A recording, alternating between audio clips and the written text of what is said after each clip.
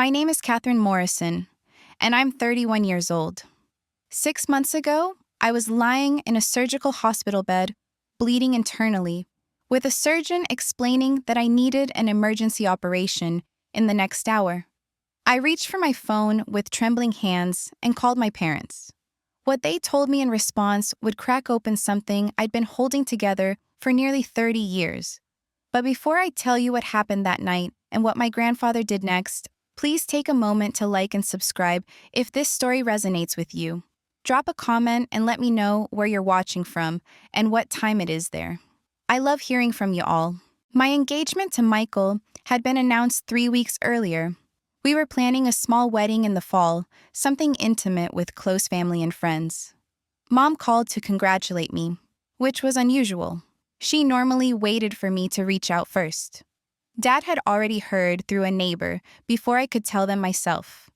The engagement should have been a moment of pure joy, but I was standing in my kitchen when Mom said, "That's wonderful, honey.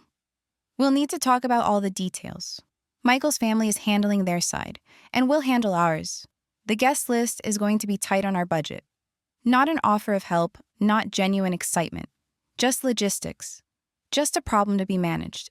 Growing up, I learned early that my value in the Caldwell family was measured in utility. My older brother, David, was the golden child. He was naturally confident, athletic, effortlessly charming. He could walk into a room and people gravitated toward him. I was quiet, studious, careful. I asked questions instead of jumping into things. I watched instead of participated. And somehow, in that watching and questioning, I became the difficult one. The one who needed extra attention. The one who didn't quite fit the mold.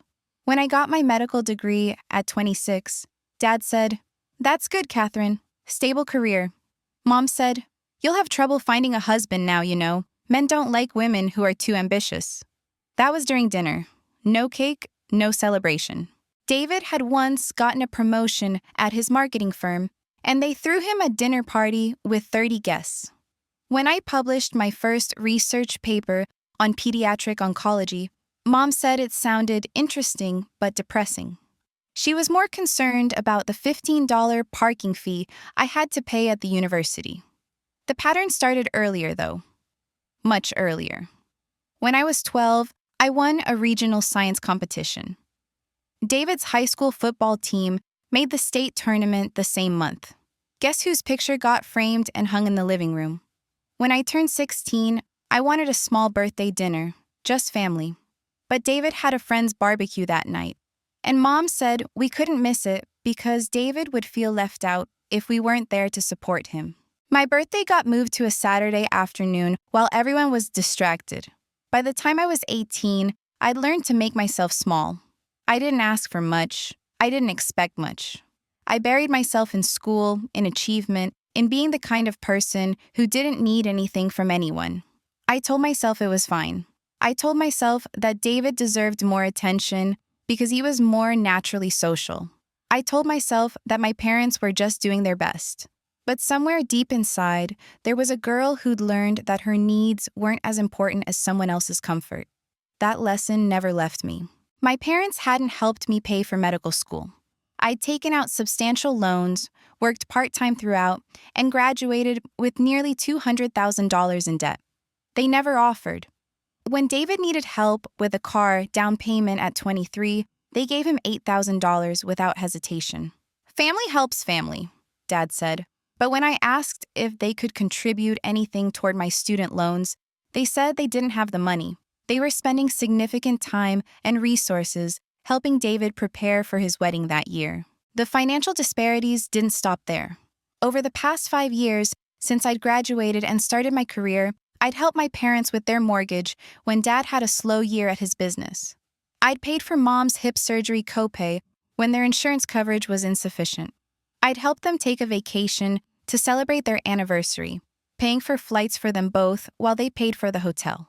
Meanwhile, I was still living in a small apartment, driving a used car from 2015, carefully budgeting every dollar. I never kept track of the money in a spreadsheet the way some people might, but I remember. I remember because each act of giving came with a slight guilt about the loans I still owed, the apartment I couldn't upgrade, the life I couldn't quite build while supporting theirs. I told myself it was worth it. Families help each other. That's what love looks like, I thought. That's what you do for the people who raised you. The accident happened on a Tuesday evening. I was driving home after a 12-hour shift at the hospital.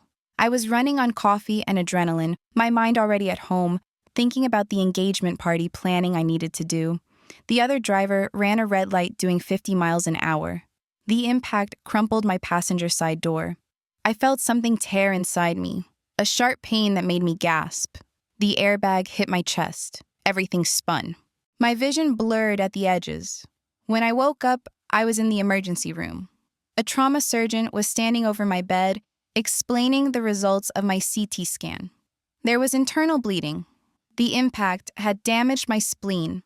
Surgery was necessary, and it needed to happen within the hour. Every minute mattered. He was calm, professional, reassuring. But underneath his words was urgency, life-threatening urgency. From the hospital bed, hands shaking with adrenaline and pain medication, I called my parents. Mom answered. I explained the situation quickly. Surgery in an hour, internal bleeding, spleen might need to be removed. I needed them to come. I needed their support. I needed them to be there. There was a pause. Then Mom said, "Oh, honey, this is such terrible timing." Timing. She said terrible timing. I asked her what she meant. She explained that Dad had already committed to helping David move into his new house. David's wife had plans for the evening that couldn't be changed. They'd already arranged their whole evening around this move. Canceling would make them look unreliable. Could I wait until tomorrow for the surgery? Could the doctors reschedule? I was lying in a hospital bed with a bleeding spleen, and my mother was asking if I could reschedule emergency surgery because my brother was moving. I told her no. I couldn't wait. The doctor was clear. She said they'd try to get there but couldn't make any promises. Then she asked about the wedding plans. Could we postpone the engagement party? The timing was getting tight, and they had some thoughts about dates. I hung up and called my grandfather. Grandpa Thomas was my father's father. He'd been a retired federal judge for nearly a decade, though his mind was still sharp as a tack. I hadn't called him in probably 3 months, just texts on holidays. We'd never been particularly close because my parents had discouraged visits, saying he was difficult and judgmental. He was 82 years old and lived alone 2 hours away. When he answered, I told him everything. Not just about the surgery, but about the whole thing. About how my parents had responded. About the loans I'd paid for David. About being the daughter who didn't need anything, who got nothing, and had somehow made peace with that arrangement. Grandpa Thomas was quiet for a long moment. Then he said, "Katherine, put your doctor on the phone." I did. The surgeon explained the situation to my grandfather. Grandpa asked about the recovery, the prognosis, what I would need during the healing process. Then he said, "I'm on my way. I'm going to be there through the surgery and through recovery. And Katherine, we're going to talk about a few things once you're healed." He showed up at the hospital an hour later with a thermos of coffee and a look on his face that suggested he was about to have some difficult conversations with certain family members. He sat with me before the surgery. He held my hand and told me that what my parents had done was wrong.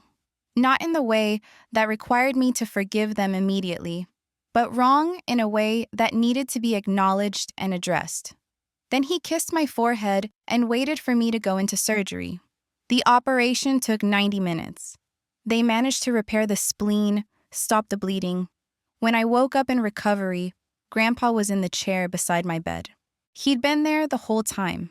He stayed for 2 weeks, leaving only to sleep a few hours. He managed my medications, brought me food from the good Thai place downtown that my parents never bothered to visit. He read to me from books he thought I'd enjoy. He treated me like I mattered. On day 3, while I was still groggy but conscious, he made a phone call. I could hear him speaking to my father, his voice sharp with a tone I'd rarely heard him use. "Richard, we need to talk about how you've treated your daughter." "No, not now. After she's healed. After she's had time to recover without the stress of family drama." But yes, Richard, there will be a conversation. My parents visited once, staying for maybe 20 minutes. They brought flowers that weren't my favorite color. They asked about the surgery, like they were inquiring about the weather. They mentioned the engagement party couldn't be postponed much longer. They said everyone was asking when it would happen. Then they left, claiming they had dinner reservations. No hug, no real acknowledgement of what I'd just been through. Just a quick, awkward visit that felt more like a box they needed to check than an act of love. I remember lying in that hospital bed after they left, feeling something crystallize inside me. This was the pattern. This had always been the pattern. I'd spent 30 years making myself smaller, quieter, more accommodating so that my parents wouldn't have to feel uncomfortable about the things they weren't doing for me. And it hadn't worked. It had never worked. I was still not a priority. I was still just the daughter who figured things out on her own. The physical pain from the surgery was sharp and real. The emotional pain was something else entirely, but it was just as present. Lying in that hospital bed, I realized I couldn't go back to the way things had been. I couldn't continue being the person who had trained herself not to need anything from the people who were supposed to love her. Grandpa Thomas, watching my parents leave, shook his head slowly. "There will be consequences for this," he said quietly. "Not revenge, Katherine. Consequences. There's a difference." He pulled his chair closer to my bed. "When you're well enough, we're going to have a family conversation. And the truth is going to come out, all of it." Over the following weeks, as I healed, Grandpa began laying groundwork. He had phone calls with other family members. He reached out to aunts and uncles I'd barely known existed. He was methodical, careful, documenting things. He asked me about every financial contribution I'd made to my parents. He wanted dates, amounts, the whole picture. I was hesitant at first. Airing family dirty laundry felt wrong somehow. But Grandpa said something that shifted my perspective. He said, "Katherine, the truth isn't dirty. Lies are. And your parents have been lying, both to themselves and to this family, about what's really been happening. The truth needs to come out, not for punishment, but for honesty. Your family deserves to know who you really are and what you've actually done." About 3 weeks into my recovery, Grandpa told me he was planning something, a family gathering. He wanted everyone there, me, my parents, David, his wife, various aunts and uncles, anyone who considered themselves part of the Caldwell family. He said he had some things that needed to be addressed. He said he hoped I would be willing to speak, but only if I wanted to. The choice would be mine. I spent the next 2 weeks preparing. I wrote out everything. Every loan I'd helped with, every medical bill I'd paid, every vacation I'd funded. The spreadsheet was humbling. In 5 years, I'd given my parents nearly $70,000. $70,000 that could have gone toward my own life, my own future, my own wedding. My Aunt Eleanor, my father's sister, reached out to me during my recovery period. She said she'd been talking to Grandpa Thomas and wanted me to know that she was on my side. She told me stories from years ago, things I'd never known. She said that when I was a baby, my grandpa had wanted to be more involved in my life, but my parents had discouraged it. They told him he was too critical, too judgmental. She said my grandfather had always wondered what happened to make me so quiet, so withdrawn. She said she'd always seen it too, the unfairness of how I was treated compared to David, but she'd never been brave enough to say anything. Until now, she said, your grandfather is going to make sure this family hears the truth. And Katherine, I'm going to back him up. We love you. We always have. That conversation made me cry. Not sad tears, but tears of relief. I wasn't as alone as I'd thought. As my recovery progressed and I got stronger, the reality of what was coming became clearer. Grandpa Thomas had sent out invitations for what he called a family summit. It was set for 3 weeks away, giving me time to fully heal and be present. He'd been specific about one thing. Everyone would attend. No excuses accepted. He'd given specific dates that were non-negotiable. My parents had been oddly distant since bringing me flowers in the hospital. They called occasionally to ask about my healing, but the conversations felt strained, awkward. like they sensed something was coming and were bracing themselves. David had texted once, something generic like, "Hope you're feeling better." His wife didn't reach out at all. Michael had been wonderful through everything. He'd taken time off work to help me around the apartment during the worst of recovery. He'd sat with me during painful physical therapy sessions. He'd held my hand and listened as I processed everything that had happened. Not just the accident, but the way my parents had responded to it. He didn't push me to forgive them or to move past it quickly. He just listened and supported me. "What do you think Grandpa is planning?" Michael asked one evening as I was sitting on the couch, my recovery now allowing me to move around more comfortably. "I don't know exactly," I said, "but I think he's going to make my family see what they've been doing, what they've done to me. Are you ready for that?" I thought about it. Was I ready to stand up to my parents? To have my family know about all the money I'd given them, all the times I'd made myself small and available? Was I ready to hear their excuses and explanations? "I think I have to be," I said finally. "I can't go back to the way things were. I don't want to go back." The week before the summit, Aunt Eleanor came to visit. She brought files, actual documentation. She'd been keeping records too, she said. She'd seen some of the transactions when our father had borrowed money from her years ago, claiming he needed it for an emergency. She'd done some digging. She showed me bank statements, loan documents, evidence of financial requests to other family members. My parents had been doing this for longer than I'd realized. It wasn't just me. It was a pattern. "They've asked nearly everyone in this family for money at some point," Eleanor said. "Your grandfather thinks it's time to stop enabling them. He thinks they need to face what they've created. Not to be cruel, but to be honest. And Katherine, I think he's right." That night, I looked at myself in the mirror. I was healed, physically. My scar from the surgery was still pink, still tender when I touched it, but it was healing. I realized that I needed emotional healing too.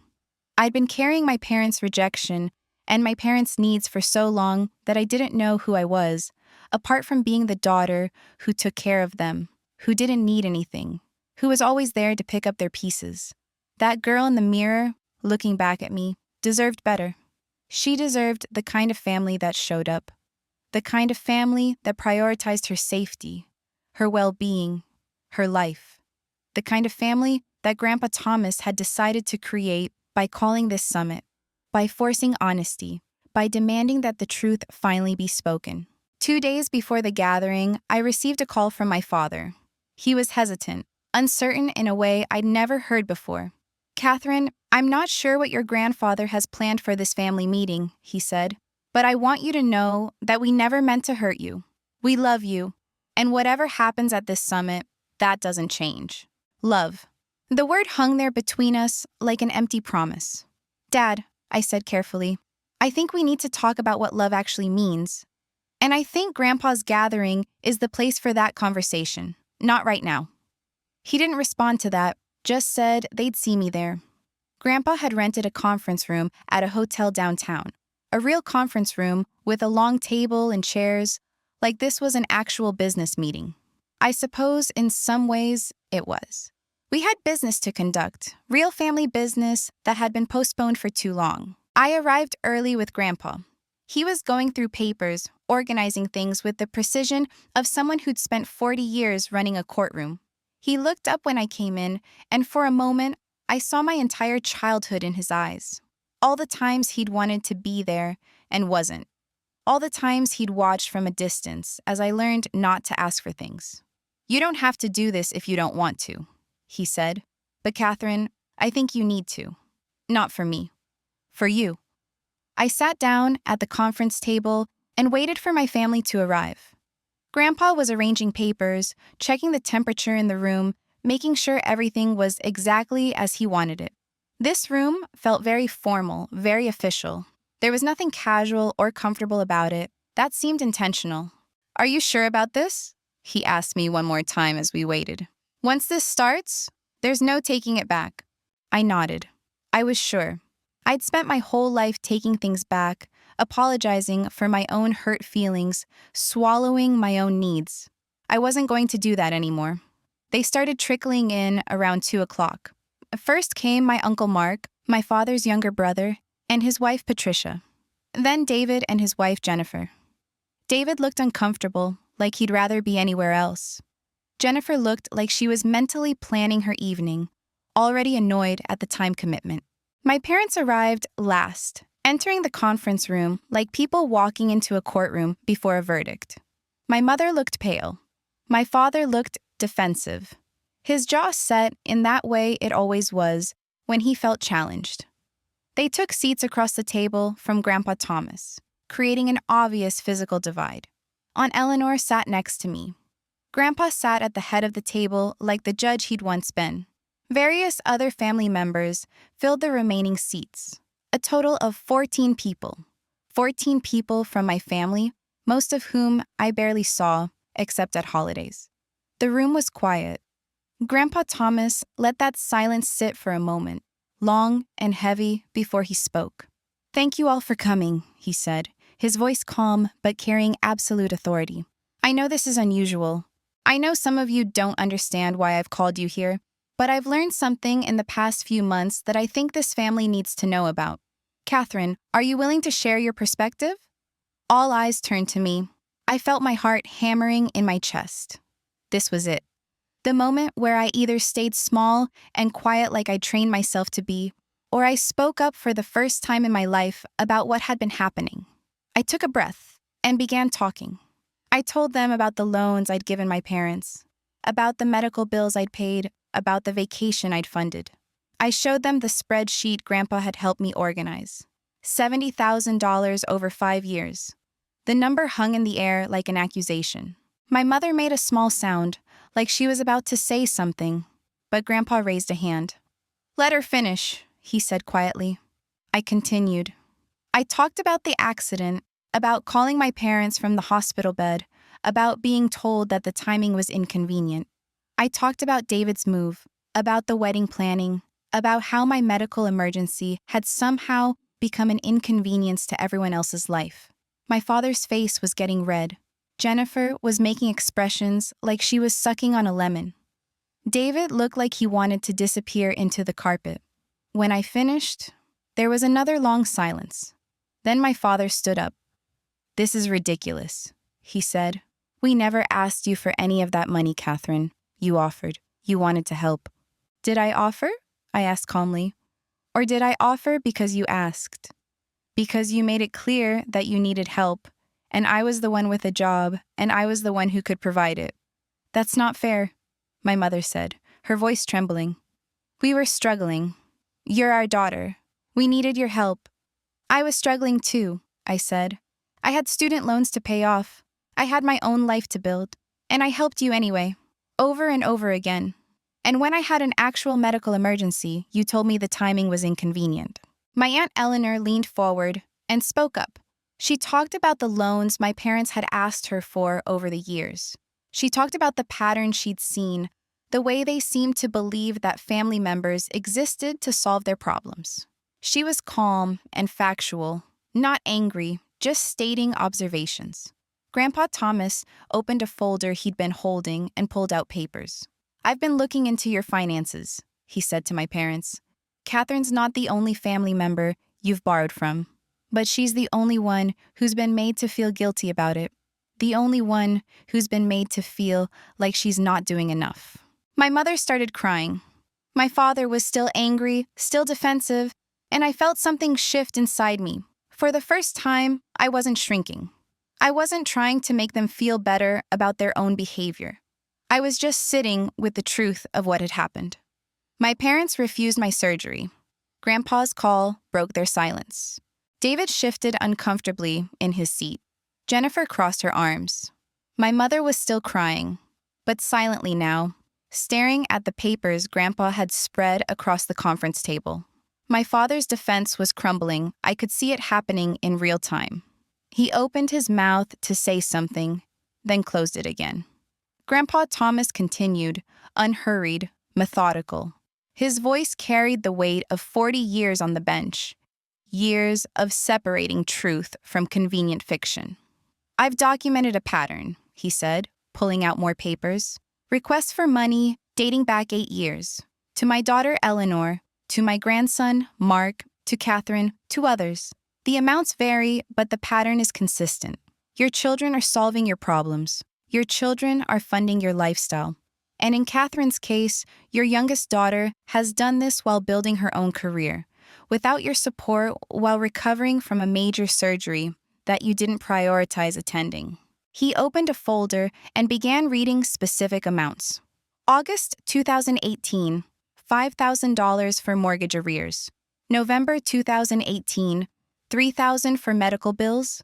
February 2019, $2,000 for car repairs. The list goes on. Every month for 5 years. Catherine, how much would you estimate you've given them in total? All eyes turned to me. I spoke quietly. Around $70,000.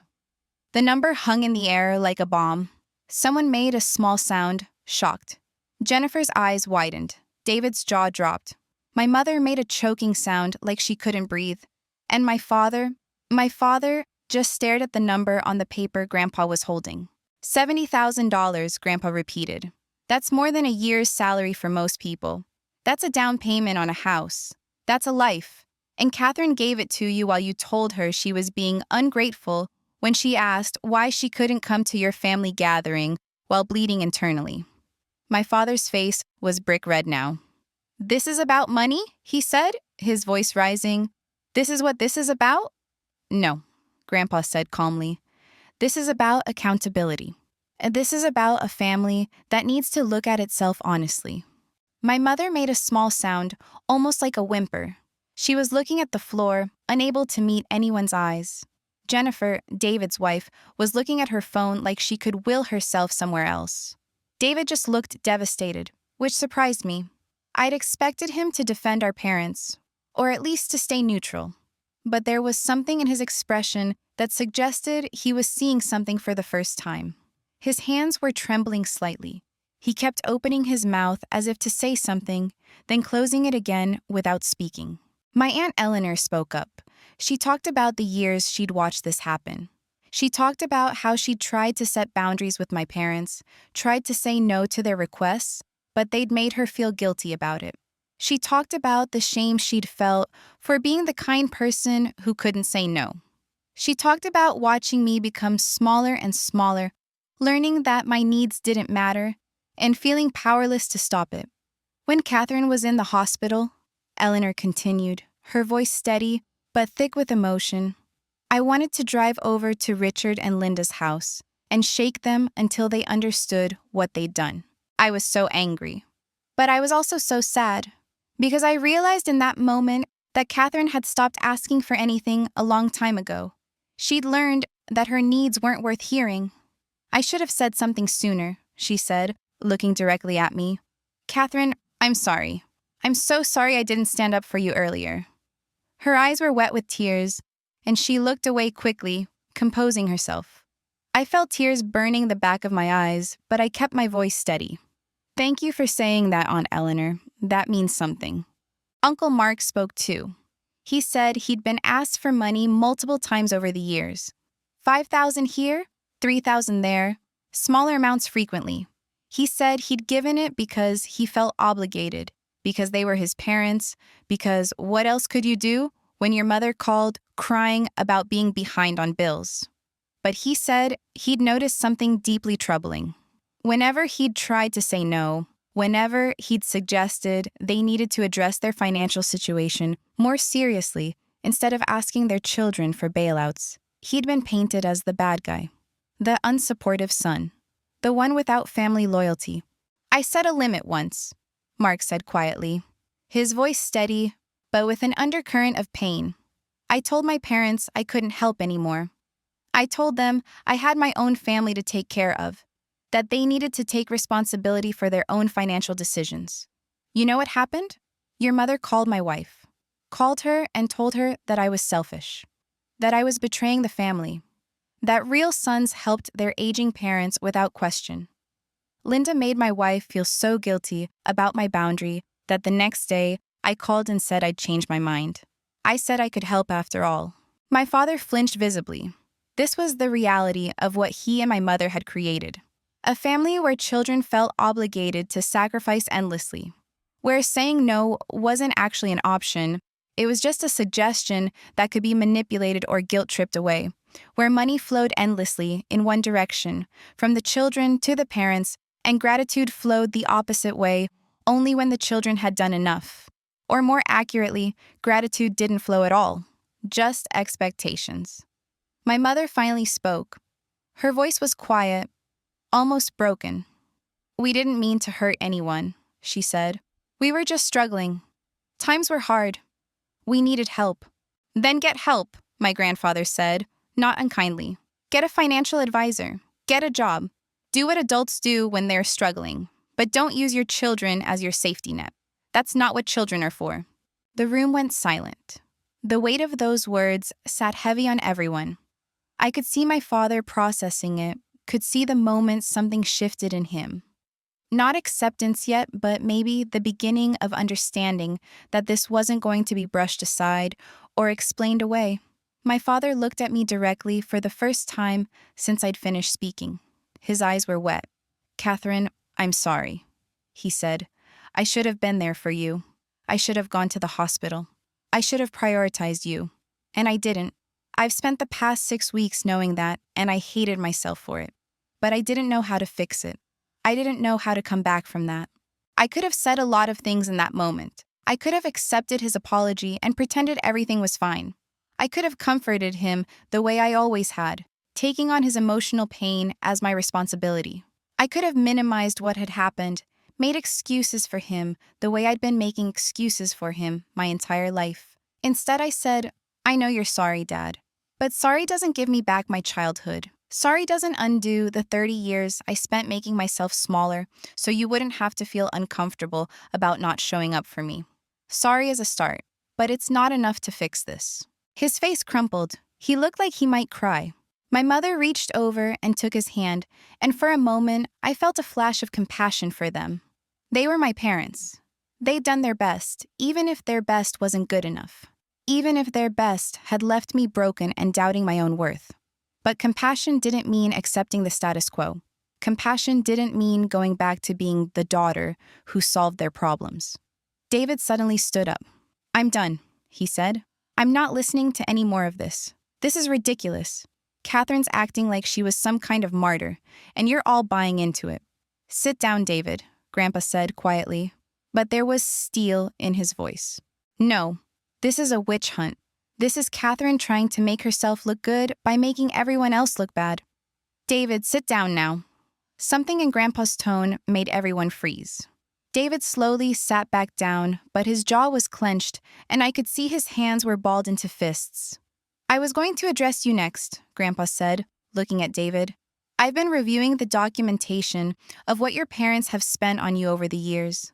The down payments, the frequent bailouts, the vacations funded by your sister. The fact that your wedding was paid for, in large part, by Katherine's salary. Did you know that?" David's face went pale. "That's not fair," he said quietly. "I didn't ask her to pay for my wedding." "No," Grandpa agreed. "You didn't have to. She did it because she'd been trained to. Because she'd learned that her job was to make sure everyone else was comfortable, even at her own expense." My father put his head in his hands. My mother was crying quietly into a tissue.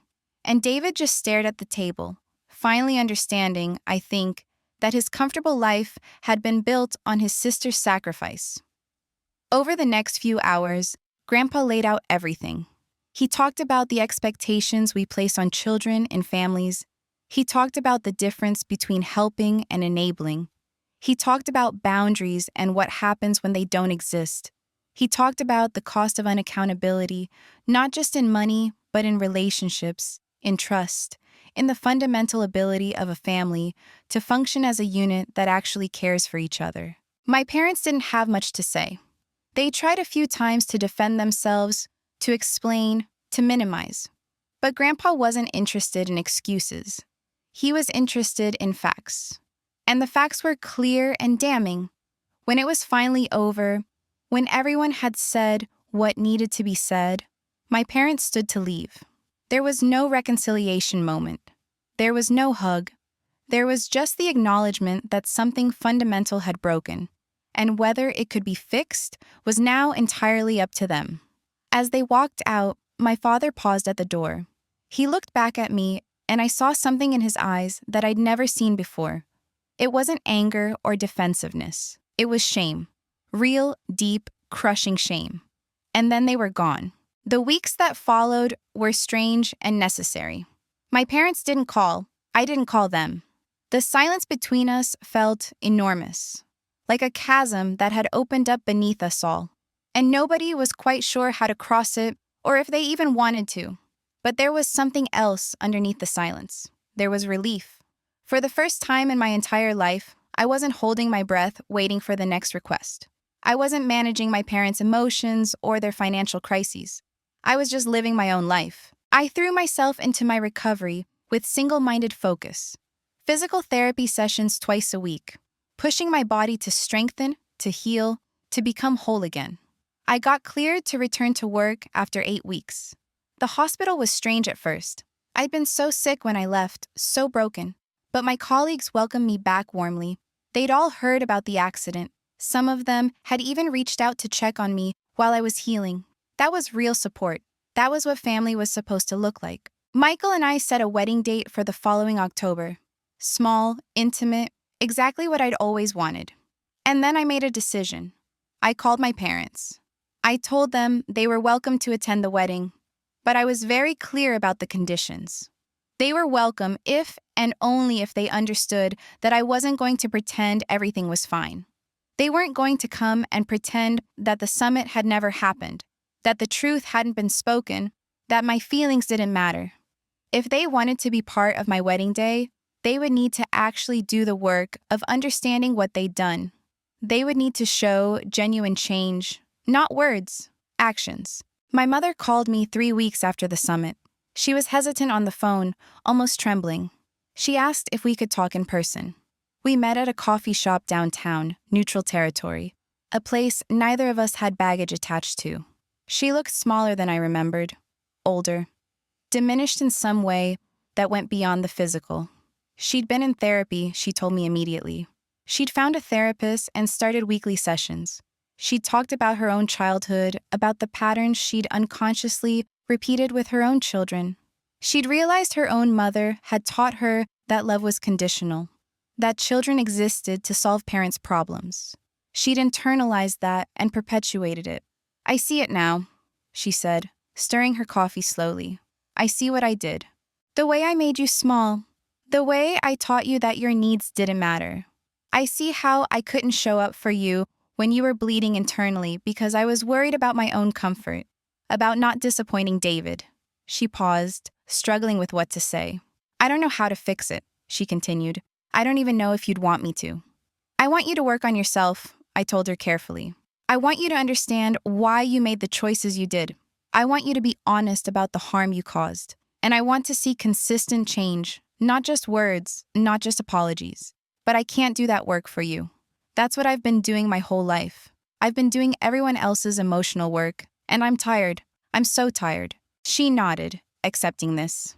We didn't hug when we parted. We didn't suddenly become close again. But there was a crack in the wall between us, and maybe, eventually, something could grow in that space. Something different, something more honest. My father was harder to reach. He sent me an email about 2 months after the summit. It was short, just a paragraph. Katherine, I know I've failed you in ways I'm only beginning to understand. I'm seeing a therapist too. I'm trying to be better. I hope someday you can forgive me. But I understand if you can't. I didn't respond to the email, but I didn't delete it either. A year after the accident, Michael and I got married on a beautiful October afternoon. It was small and intimate, exactly what I'd wanted. Grandpa Thomas walked me down the aisle. Aunt Eleanor read a poem about chosen families and building new traditions. My parents attended, sitting quietly in the back, watching me marry someone who had shown up for me in ways they hadn't. After the ceremony, my mother approached me. She was crying again, but it seemed different this time. Not the tears of someone who'd been wronged, but the tears of someone who was finally grieving something she'd lost and couldn't get back. You look so happy, she said. I'm glad you're happy. Thank you, I said. And I meant it. I was glad too. In the months that followed the wedding, life settled into a new rhythm that felt surprisingly peaceful. I maintained limited contact with my parents. We had dinner occasionally, usually at their house, carefully neutral conversations about surface-level topics, how work was going, what Michael and I were doing to renovate the house, the weather, safe subjects that required no vulnerability from anyone. I didn't ask them for anything, and they'd learned not to ask me for anything either. There was no longer any subtext of financial need or emotional obligation hanging over our interactions. It wasn't the close, warm family relationship I dreamed of as a child, but it was honest. It was built on truth instead on pretense, which felt like the best we could do for now. Michael and I bought a small house with a garden in the suburbs outside the city. It was ours. We'd saved for it, paid for it ourselves, and there was something deeply healing about that independence. I continued my work in pediatric oncology, finding deeper meaning with each passing year in caring for children and their families navigating one of the most difficult experiences of their lives. My research was getting published in respected journals. I was building a career I was genuinely proud of, not to prove something to my parents or to earn their recognition, but because the work mattered to me, because I mattered to me. Grandpa Thomas came to dinner at our house frequently, usually every other Sunday. He'd become something like the father my own father couldn't manage to be. He told me stories about his own family, about mistakes he'd made in his own marriage and with his own children, about lessons he'd learned the hard way. He showed me that accountability wasn't just a punishment or a source of shame. It was also a form of healing. It was the only way forward when everything else had fallen apart, when you wanted to rebuild trust and connection. David eventually called me, about 4 months after the summit. He was hesitant on the phone, uncomfortable. He told me that he'd been thinking about everything Grandpa had said at the family gathering. He'd been reflecting on his own choices, his own life. He'd realized that his entire life had been built on the assumption that he was special, that his needs mattered more than other people's, that his sister existed to support him and smooth his path. He said he'd wanted to apologize, but he wasn't sure how to do it without making it about his own guilt. Just start with honesty, I told him quietly. Start with acknowledging what happened and what it cost me. Don't ask for forgiveness. Don't make it about making yourself feel better. Just see it, then do better. Make different choices going forward. Show through your actions, not just your words, that you actually understand. He did apologize. It took him 3 tries, actually. The first 2 times he called, he started talking about his own struggles, his own confusion about the family dynamics.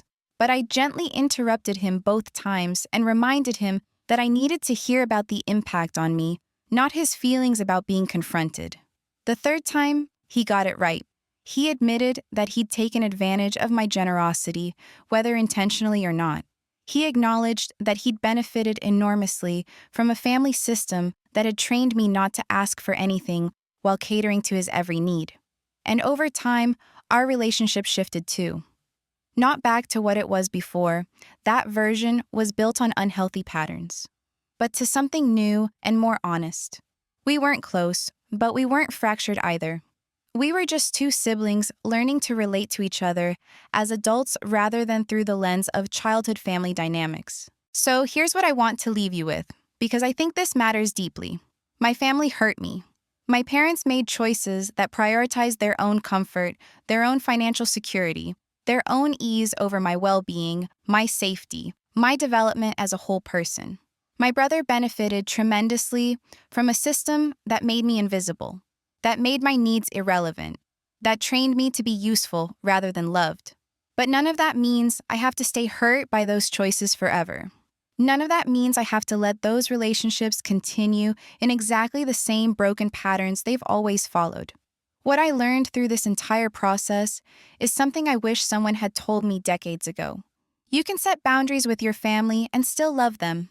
You can acknowledge their failures, their shortcomings, the ways they hurt you, and still wish them well. You can choose not to be their financial and emotional safety net while still caring about what happens to them in their lives. These things aren't contradictory. They're actually absolutely necessary for healthy relationships to exist. You cannot have genuine connection built on a foundation of obligation and resentment. You cannot have love when one person is sacrificing everything and the other person is taking without awareness. The hard truth is that some relationships can't be fixed no matter how hard you try. Some damage is too deep. Some people aren't willing or able to do the inner work required to change. Those relationships might have to end or transform into something distant and cordial, but not close. But some people are willing. Some families can look at themselves honestly, without defensiveness or minimization, and actually change. My family didn't change easily. It took a crisis, a medical emergency that forced them to confront what they'd been doing. It took my grandfather standing in a room and laying out the truth in numbers and facts that couldn't be disputed or explained away. But we changed. Not perfectly, not completely, but we changed. If you're in a situation where your family is using you financially or emotionally, where you're the one holding everything together, where your needs don't matter as much as everyone else's, where you've learned to make yourself small and useful instead of seen and valued, I want you to know something very clearly. That's not love. That's not what family is supposed to be. Real family shows up. Real family has boundaries. Real family gives generously, but doesn't ask one member to sacrifice everything for the comfort of others. Real family is balanced. It's reciprocal. It's honest. And if your family isn't willing to be that for you, if they refuse to see your humanity and your worth, if they resist accountability when their actions have hurt you, that's not a failure on your part. That's a failure on theirs. You're allowed to walk away from that. You're allowed to set boundaries that protect your own well-being. You're allowed to choose yourself. That's not selfish. That's survival.